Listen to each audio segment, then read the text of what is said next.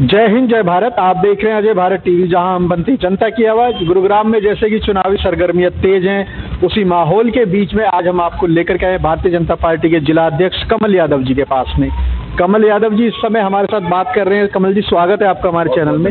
सबसे पहले कमल जी जानना चाहेंगे, चुनाव है इस समय और चुनावी सरगर्मियों के बीच में आप जो अपने ऑफिस में हैं, तो क्या कुछ लग रहा है इन चुनावों को देखते हुए? 36 वार्ड की बात करें, 36 में एक तो ऑलरेडी आप विजय कर चुके हैं प्राप्त, तो मेयर साहिबा को लेकर के 36 वार्ड अगर बनाए जाए तो क्या कहेंगे? देखिए, 36 नहीं, पूरा गुरुग्राम के अंदर ही चुनाव है। जी जी। गुरुग्राम नगर निगम के अंदर चुनाव है, मानेसर नगर निगम के अंदर चुनाव है, पटौदी नगर परिषद का चुनाव है, वहाँ पार्षदों के भी चुनाव है, और एक सोना के अंदर बाई इलेक्शन है। तो सबसे ज़्यादा अगर कोई चुनाव किसी जिले के अंदर है तो वो गुरुग्राम जिले के अंदर है।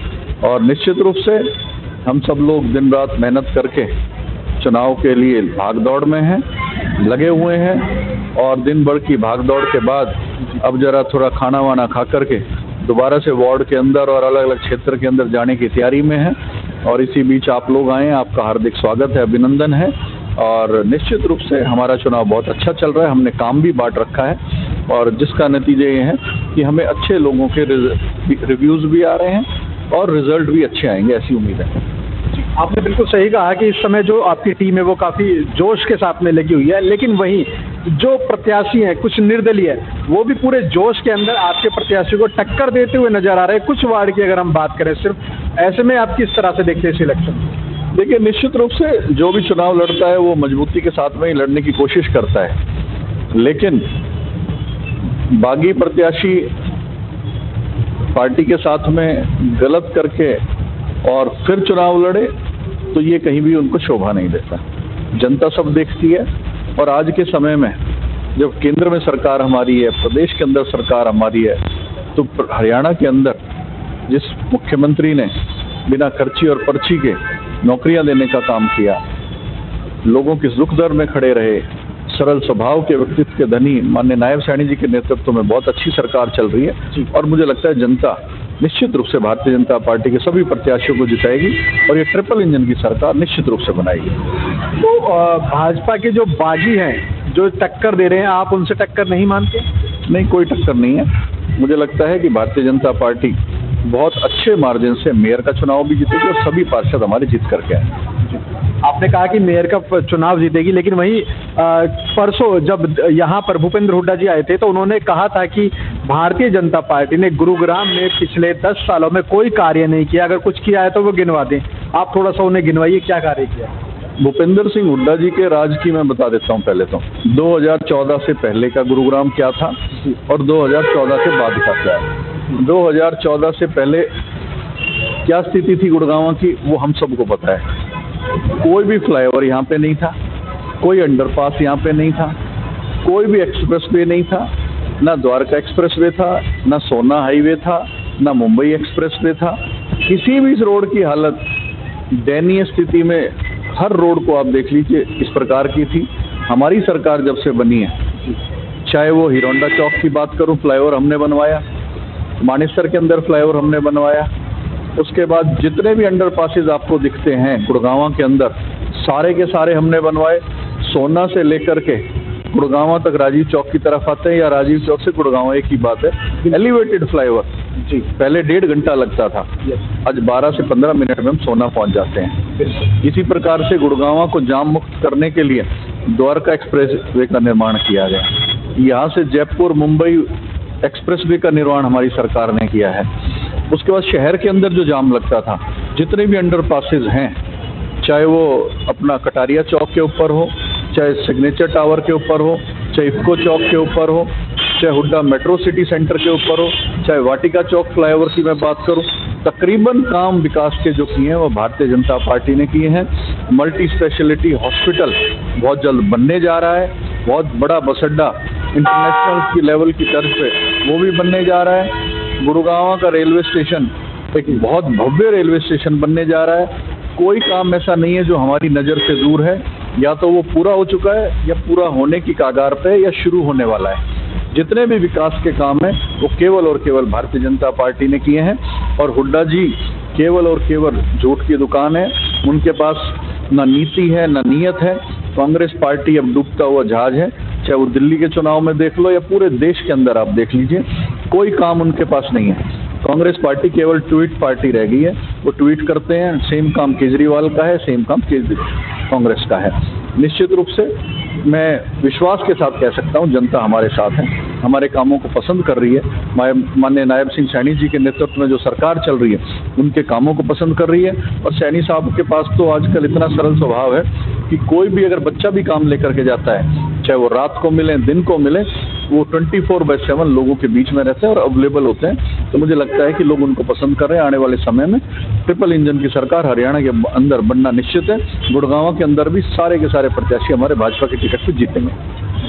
आपने बहुत सही जवाब दिया है हुड्डा साहब को, लेकिन मैं एक चीज़ और जानना चाहूँगा। ट्रिपल इंजन की सरकार की बात की जा रही है, ट्रिपल इंजन की सरकार बन जाएगी तो क्या लगता है आपको, ये जो गुरुग्राम की जो तस्वीर आज बदलने आप चाह रही हैं, बदल जाएगी? कितना कुछ समय इसमें लग जाएगा, थोड़ा सा वो भी दर्शकों को बताएं। देखिए, बदलाव शुरू हो चुका है चुनाव से पहले भी। ऐसा नहीं कि चुनाव आएगा या चुनाव से, आपने देखा होगा पिछले दिनों कूड़े की बड़ी समस्या आई, सीवरेज की समस्या आई, उस पर हमने संज्ञान लिया और निश्चित रूप से उस पर हमने लगभग 80-90% काम कंप्लीट भी कर दिया है। जहाँ छोटी मोटी समस्याएं हैं उनको भी दुरुस्त करने का काम हमारी सरकार करेगी। और क्या होता है, पार्षद के बाद डे टू डे के काम आते हैं, विधायक के अपने काम है, सांसद के अपने काम है। जब पार्षद चुन करके आएंगे, वो ग्रास रूट लेवल पे जा करके उन समस्याओं को देखेंगे भी और ज़्यादा भाग दौड़ कर सकेंगे निगम के अधिकारियों के साथ मिल करके, या और जहाँ भी कोई प्लान्स लेकर के आने होंगे तो बात को उचित स्थान पर रख करके और उस काम को कराने में और ज़्यादा सक्षम रहेंगे, ऐसा मेरा मानना है। जब ये छोटी सरकार बन जाएगी इस जिले के अंदर, तो जिले को इसका बहुत अच्छा फायदा मिलेगा। गुरुग्राम के बाद एक बार रुक करते हैं मानेसर का। मानेसर के अंदर मंत्री राव नरवीर जी कह करके आए थे सुंदरलाल जी की जनसभा में कि आप इस बार जब वोट दें तो ध्यान से दें, कहीं ऐसा ना हो कि फिरौतियों का बाजार गर्म हो जाए बाद में। इस बारे में आप क्या कहना चाहिए? सबसे पहले मैंने ही कहा था इस बात को, जब नॉमिनेशन के अंदर गया था तो मैंने कहा था कि हम किसी बदमाश को यहाँ पर चुनाव के अंदर नहीं जीतने देंगे। और इस प्रकार के जो बात है पूरे इलाके को पता है किस प्रकार से क्या माहौल चल रहा है। और अगर कोई गलत हाथ में ये सीट जाती है तो आए दिन लूटपाट होगी, आए दिन कब्जे होंगे, रोज़मर्रा के अंदर धमकियाँ दी जाएंगी। और मुझे लगता नहीं कि ऐसे व्यक्ति की किसी भी राजनीतिक क्षेत्र में कोई ज़रूरत है। तो मुझे लगता है जनता समझदार है। एक भले आदमी को, जो हमारा प्रत्याशी सुंदरलाल सरपंच है, एक सामाजिक आदमी है, कुशल नेतृत्व करने की क्षमता है उसके अंदर और पार्टी का सच्चा सिपाही है। मुझे लगता है कि निश्चित रूप से जो जनता का सेवक बन करके काम करेगा आने वाले समय में, सुंदरलाल सरपंच को हर लोग पसंद कर रहे हैं और उनको निश्चित रूप से मानेसर नगर निगम के अंदर जिताएंगे। लोगों का कहना है कि इस समय जो मानेसर की जो सीट है वहाँ पर कांटे की टक्कर चल रही है आपके प्रत्याशी में और निर्दलीय प्रत्याशी में, तो क्या कुछ आपको लग रहा है इस बारे में कि कितना कहाँ तक सच है? देखिए, जब चुनाव होता है तो टक्कर अपना जोर सब लगाते हैं और मुझे लगता है कि जब कांटे की टक्कर दिखाई देती है तो उसमें निश्चित रूप से नेशनल पार्टी को, हमारी पार्टी के बहुत साइलेंट वोट भी होते हैं, जो वर्कर्स भी होते हैं, सपोर्टर्स भी होते हैं। जो भारतीय जनता पार्टी का वोटर बड़ा साइलेंट है, शोर कम मचाता है लेकिन मार बहुत तगड़ी करता है। आपने इस चुनाव के अंदर भी देखा कि बहुत से लोग भविष्यवाणी कर रहे थे 20 सीट आएगी, 15 सीट आएगी, इस प्रकार की बातें कर रहे थे। लेकिन इस प्रदेश की जनता ने तय कर रखा था कि जो काम, अच्छे काम जो सरकार करेगी उसको तीसरी बार और सीटें बढ़ा करके लेकर के आने का काम किया। पहली बार सरकार बनी 47 सीट्स आई, दूसरी बार हम चुनाव के अंदर गए तो 40 सीटें आई, तीसरी बार तो एंटी इनकम्बेंसी हो जाती है और अगर कोई सरकार होती है, लेकिन हमारी एंटी इनकम्बेंसी नहीं थी। लोग हमारे काम को पसंद कर रहे थे। माननीय मनोहर लाल जी के नेतृत्व में जो सरकार 9.5 साल चली वो काम भी पसंद किए, और जो माननीय नायब सैनी जी के समय में 6 महीने का उस समय टेन्योर रहा, उसके अंदर भी जो अच्छे काम है उनको भी पसंद किया। और दोनों ही टेन्योर को मिला करके हम देखें तो लोगों ने पसंद किया। बिना खर्ची पर्ची के जो नौकरियां देने का काम उसको पसंद किया, ऑनलाइन सिस्टम को पसंद किया, भ्रष्टाचार मुक्त भारत, भ्रष्टाचार मुक्त हरियाणा, भ्रष्टाचार मुक्त जिला, ये जितने हमने संकल्प लिए थे सब कामों को हमने किया है। लोग हमारे काम को पसंद करते हैं और इस नगर निगम में भी आप देखेंगे सारे के सारे पार्षद, मेयर सब चुन करके आ रहे हैं। बिल्कुल, आपने सभी को श्रेय दे दिया है, लेकिन इसमें कहीं ना कहीं एक श्रेय छूट जाता है भारतीय जनता पार्टी के जिला अध्यक्ष कमल यादव की भूमिका को लेकर के भी, क्योंकि आप ही के समय में एमपी के चुनाव, एमएलए के चुनाव और अब पार्षदों के चुनाव, यानी ट्रिपल इंजन की सरकार बनाने में कहीं ना कहीं आपकी अहम भूमिका मानी जाएगी। बिल्कुल नहीं, मेरी कोई भूमिका नहीं है। सारा का सारा जो मेहनत है, सब कुछ जो करा धरा है, वो सब मेरे कार्यकर्ताओं का है, मेरे साथियों का है। हमारे भारतीय जनता पार्टी में जो ग्रास रूट लेवल पे जो कार्यकर्ता लगा हुआ है, मेरे पन्ना प्रमुख का, मेरे बूथ अध्यक्ष का, मेरे जिले की टीम का, मंडलों के अध्यक्ष का, उनकी टीम का, और जो हमारे नेतृत्व है, प्रदेश नेतृत्व, केंद्रीय नेतृत्व, उनके जो मार्गदर्शन हमें मिलता है, उस पर हम काम करते हैं। कमल यादव तो एक साधारण सा भारतीय जनता पार्टी का कार्यकर्ता है और कार्यकर्ता के रूप में आज भी काम कर रहा है। तो मुझे लगता नहीं है कि सारा श्रेय जाता है तो मेरे कार्यकर्ताओं को जाता है। बहुत बहुत धन्यवाद कमल जी, आपका इतना कीमती समय हमें दिया आपने। तो देखा आपने कि किस तरह से इस चुनावी माहौल में कमल यादव जी ने हमारे साथ विस्तृत रूप से बातचीत की, सभी चुनावों को लेकर के जो पूरे गुरुग्राम में इस समय हो रहे हैं और जो इससे पहले हो चुके हैं उनको लेकर के भी। आप यदि कोई सवाल उनसे पूछना चाहते हैं तो कमेंट बॉक्स में नीचे हमें जरूर बताएं। फिर से एक बार मुलाकात करेंगे कमल यादव जी के साथ। तब तक देखते रहिए जय भारत टीवी। जय हिंद, जय भारत।